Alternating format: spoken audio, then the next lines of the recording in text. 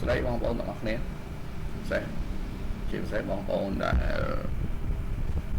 ទើបរៀនលេងបាទឬក៏ចេះលេងតិចតួចឥឡូវ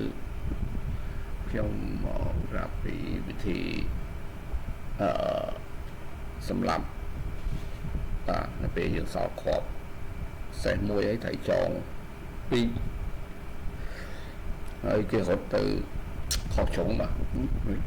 ថៃចងខុសជ្រុងបាទអត់ថៃជ្រុងទេបាទកន្លែងនេះបើសិនជាយើងអត់ដឹងហោកន្លែងស្លាប់អត់ឃើញទេ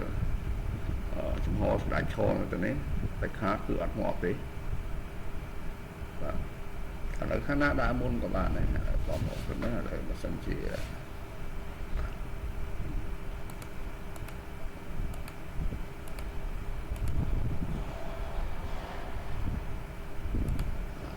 សិន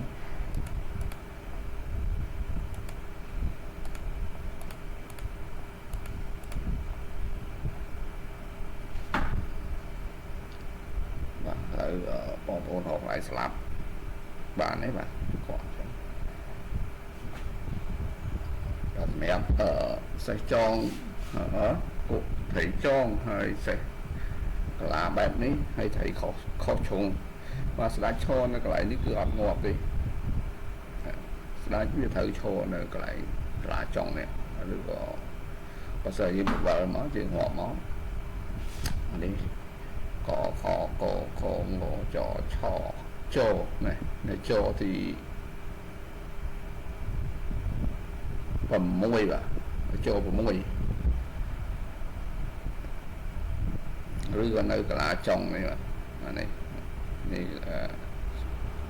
ឆ8ងាប់បាទឥឡូវមកខាត់ពេលយូរយើងដើរទៅបាទឥឡូវយើងសេរីជើងសេះហើយសេះ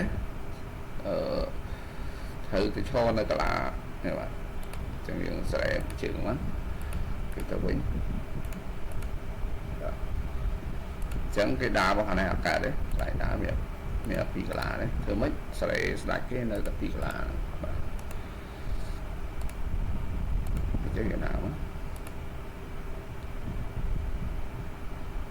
បាទហើយអានេះកាលនៃស្ទួនជើងហ្នឹងបងប្អូនពេលដែលយើងដើរទៅតាចូលគេដើរវិញបើសិនជាយើងហ៊ានដកសេះចេញគេចេញបាត់អញ្ចឹងស្ទួនជើងយើងត្រូវកែស្ទួនសិនគេដើរបានដល់2ឡានទេបែរនេះងាប់ហើយបាទបោះខ្សែមកធៀមចាំអុកអញ្ចឹងគេដើរមកអញ្ចឹងយើងអត់យកថៃលើអុកទេបាទយើងយកថៃក្បាយអង្គនេះអុក